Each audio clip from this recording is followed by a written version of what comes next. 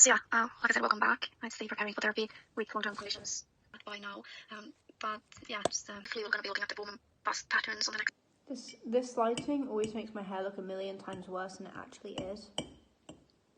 I said it before, I'll say it again. I have very naturally oily hair.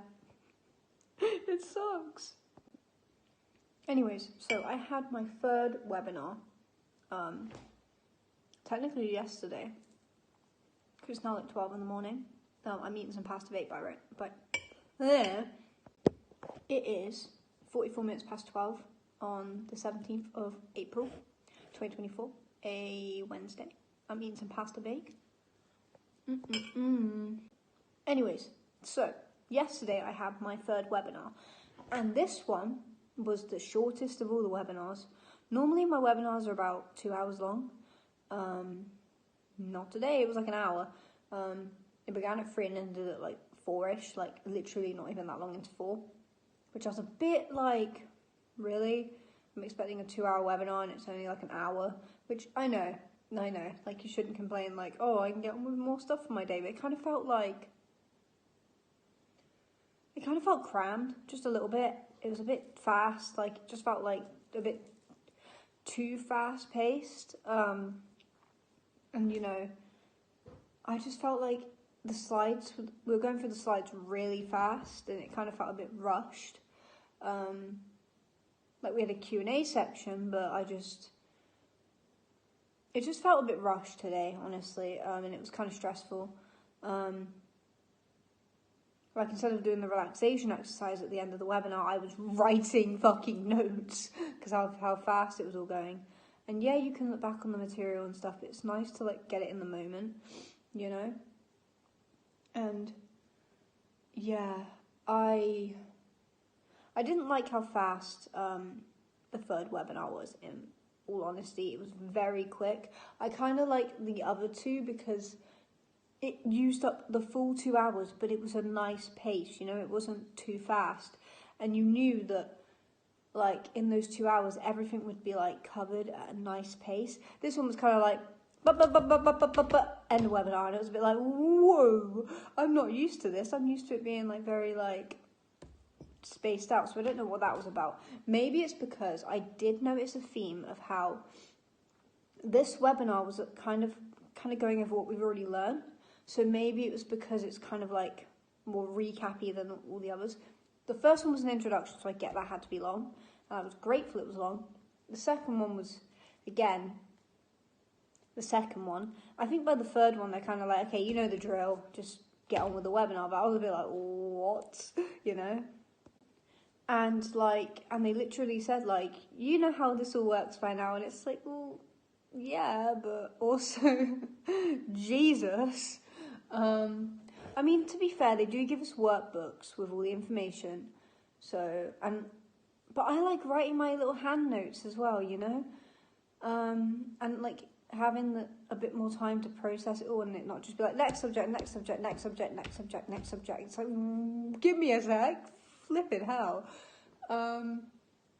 It wasn't that fast, but like, it was faster because they crammed like what would have been 2 hours into an hour, and it just felt very rushed.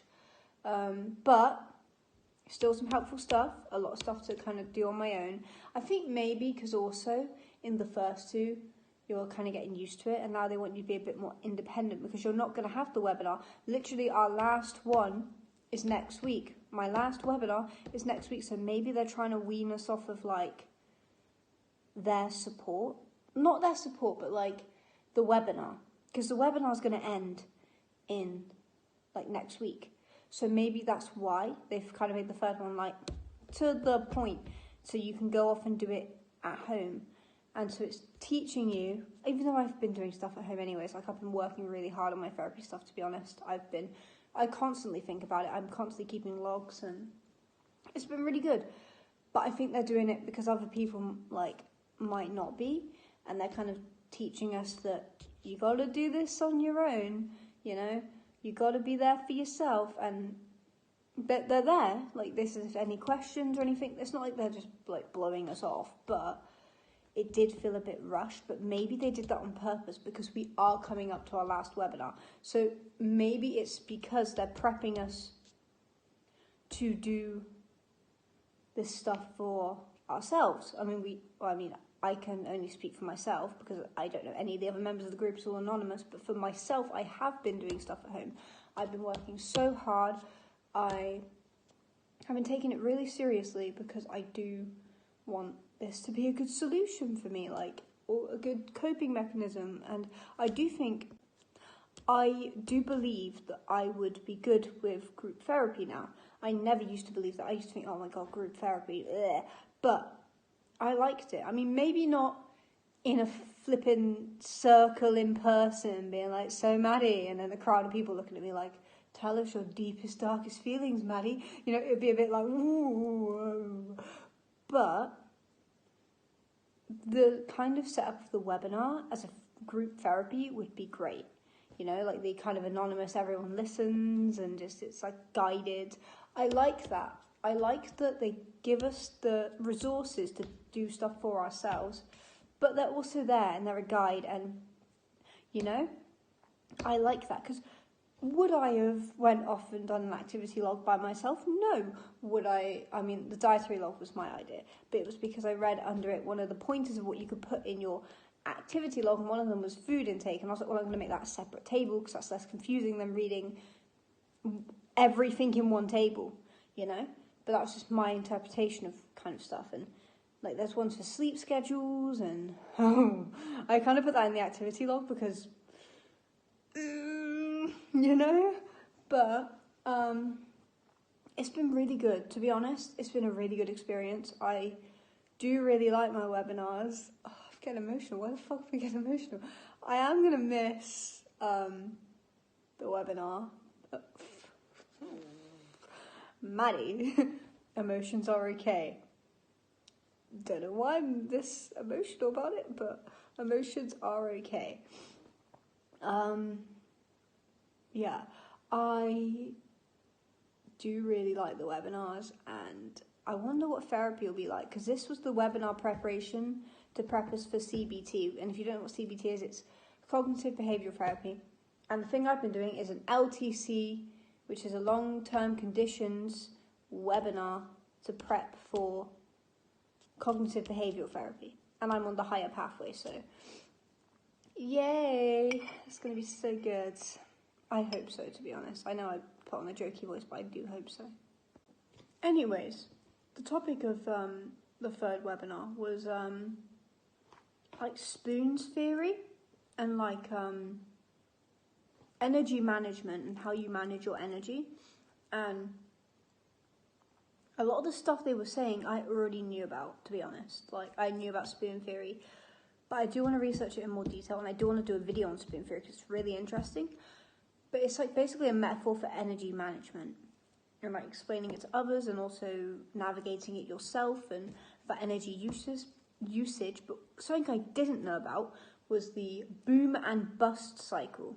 And I'm going to tell you about that a little bit. And then I will try and do a video on it because it is actually really interesting. But basically, the boom and bust cycle is when you have like a boom of energy, right? And you're doing all these things and you're like boom, boom, boom, boom, boom, boom, boom. Like you're like getting all this stuff done, right? You're at the peak of your energy and you've got so much energy and you're like bam, bam, bam, bam, bam, all this stuff. And then cycles around to the bust where you've busted yourself out and you're exhausted. Unless I've got it the wrong way around, but I believe it goes that way. Like you just blew through all your energy and you kind of cycle, and then the more you get stuck in the vicious cycle of boom and bust, the more your general activity levels go down because you don't rest as well, the more you go through the cycle because you're getting more and more tired. So then, say you have like a boom of energy and you're getting all this stuff done, but the more you go through that boom and bust cycle, the tireder you get and the less you can boom, but the more you bust. It's basically the concept, and I thought that was so interesting because that's basically me. I feel like I'm either doing 1,000,001 fucking things at once, or I'm literally like dead to the world, I'm exhausted. That's literally me. So I feel like the way they were describing it, like I'm stuck in the boom and bust cycle. So I do want to research that because it's really interesting that I could be getting myself stuck in a boom and bust cycle without even being aware of it. I mean, I'm aware of it, I just didn't know there was a name for it, you know? Like, I know that I do this. I know I burn energy really fucking fast. And, like, yeah, the boom and bust cycle, like, understanding it isn't going to cure the fact that I have cerebral palsy, you know? Like, I get exhausted because I have cerebral palsy, but I do not help myself because I am either running around doing everything that I possibly can ever, or I'm literally doing fuck all. There's no in between. I'm not even kidding you. I have no chill. There is no in between. I'm either the most productive, hyper-fixed, rushing around, yes, or, you know? And I think it makes sense, this whole boom and bust cycle, being stuck in the burn all the energy, I'm fucking knackered, burn all the energy, I'm fucking knackered. And the boom and bust cycle kind of makes you think, okay, how can we do a little bit of boom and then a little bit of bust and then a little bit of boom and then a little bit of bust, so it's more balanced rather than burning through everything, getting exhausted, trying to make it up, booming again before you're even fully recovered, then trying to make it up, but it's even harder this time and you've got more pressure because it's taking longer to recover, and then, booming again, and it's all back to, like, being exhausted, and then, look, I have stuff to do, and it's a vicious fucking cycle, you know? Like, I think I could manage my energy better, but then the thing with me is, like, if I don't do it when I have the energy, it's not going to get fucking done. But then I guess it's also like the priority of the spoon theory, like being like, okay, what am I going to spend my spoons on? Am I going to spend my spoons on the things that need doing? Do I need more leisure? Do I need more productivity? I think I could look deeper into how I'm managing my energy. And they showed us like this pie chart of like the different ways you burn energy, and it was really, really, really, really interesting. And I'm a nerd, so when I saw the pie chart, I was like, I don't like maths, but you know it's serious when you see a fucking pie chart, you know? You know shit's getting real when you see a pie chart. So I was like, I'm listening. Anyways, I think it would be really interesting to research into it for myself, and then when I've got the knowledge, of course I'm going to share it, because this is really interesting. I could like do videos on this. It's so interesting. Like, maybe I'm just a massive nerd, but like all these theories and stuff, interesting, like so interesting. And I'm really gonna miss the webinar, but I will learn stuff in therapy, and the webinar is prepping me for my therapy, and I feel way more prepared. I feel like if I'd have just been thrown into CBT just straight up, just like bam, I think I would have really struggled. The fact that the service I'm on, they prep you for it. So I am flipping ready. You know, I have activity logs, I have dietary logs, I have emotional logs. I am ready to tell them how I've been feeling. They have the questionnaires to track how I have been doing emotionally as well. I am ready for this, and I am prepared. I've went from the stages of change. I'm definitely in my preparation stage, and I am ready to move to the action stage, which will be CBT. I am ready. And so, yes, as sad as it is that, like, next week is the last webinar, it's very sad, but it's also very exciting because it means that I'm moving on. I am moving on, and that is an incredible thing. Like, I'm moving on to CBT, guys. Like, and this is coming from the person that literally was like, therapy, I'm so self-aware I don't need it. Yes, I did. Yes, I do. Because yes, you can be self-aware all you want. You could acknowledge you have problems, but if you're not actually working on your problems and you're just like, I see a problem, I see a problem, I see a problem, I see a problem, I see a... That's not helpful. Okay, cool. You can tell me what's wrong, but do you know how to fix it? No, that's what I thought. Get your ass in therapy. That's kind of like what I'm learning, is that, emotion, I feel this way, I feel that way, I feel this way, I feel that way. I'm having all these symptoms. Are you going to do anything about it? Therapy. Get your butt to therapy. You know, like, I'm learning that you can be self-aware, but that doesn't mean you're fixing your problems. You're just looking at them. You're just observing them like, yes, I see a problem. And then other people in your life are looking at you like, okay. And you're like, yes, I have many problems. And they're like, are you going to do anything about that? And you're like, no, I can see it. Why would I do anything about it? Really?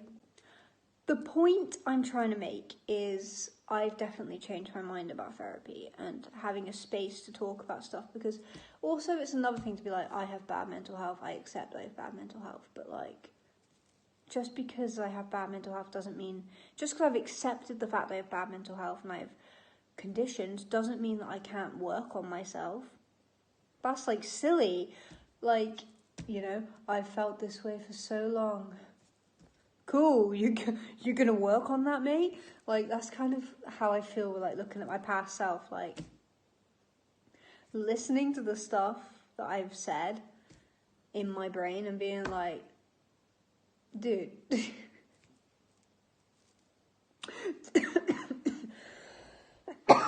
Being like, dude, do you not hear yourself? So, baby steps, but I'm really excited for cognitive behavioural therapy, and I am looking forward. I'm nervous, but I'm also looking forward to it, because hopefully it will help me. And if it doesn't, which it already, it's not a cure. Therapy's not a cure. It's more about understanding and finding acceptance and finding coping mechanisms, but it's all help in a way, you know? And like this week's relaxation exercise was like a safe place, like imagine a safe place. I didn't do it because I was too busy writing notes, but I will try and practice imagining a safe place because it sounded interesting. And the homework was stuff like keep up with your activity logs, and my brain's gone blank. It was basically keep up with your activity logs. Oh, and spoon theory. Try and apply spoon theory to it, and like look into energy management and how you're spending your energy. It was basically stuff like that. And also keep up with what you're doing. That was kind of the homework. And obviously to practice the new relaxation technique that they've suggested to us. And so that's what I will be doing, you know? And honestly, I am grateful that I self-referred myself, because I was so scared and I nearly didn't do it. And then I got the text being like, you started this, and then I went and referred myself, and I'm making a change for myself, and that is a good thing. Anyways, thank you guys so much for watching. I really do hope you enjoyed this video. If you or anyone you know might benefit from like a little bit of therapy, everyone could benefit from a little bit of therapy, to be honest, but especially in this day and age. But you never know until you try it, to be honest. Like, you never know, and it could be the worst avenue ever for you. Understood. I get that, and different therapies work for different people. There's so many different types of therapy, by the way. Like, if this talk therapy isn't really my jam, there's so many other types I can try, and, you know.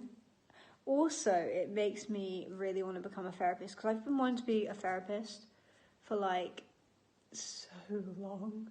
It's ridiculous how long I've kind of been, like, my brain keeps bouncing back to the idea of wanting to be a therapist, but anyways, all I'm trying to say is, you never know, it could help you. It could not, but it could also help you. Obviously not trying to ram therapy down your throat. Like, if you don't want to do it, understandable. But in my experience, the webinar has been really good.